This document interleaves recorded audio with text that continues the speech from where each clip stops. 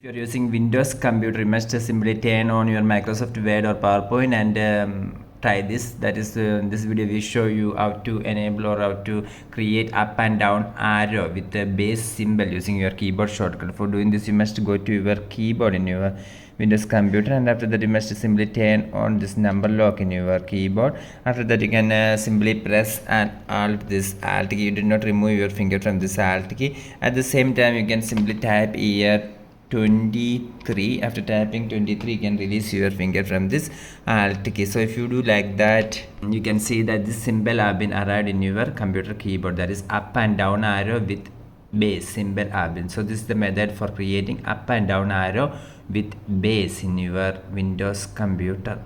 So the keyboard shortcut is alt 23. Now this video will be helps you. For more video updates like this, you can subscribe and stay with our channel Engineers Well Online. Thank you.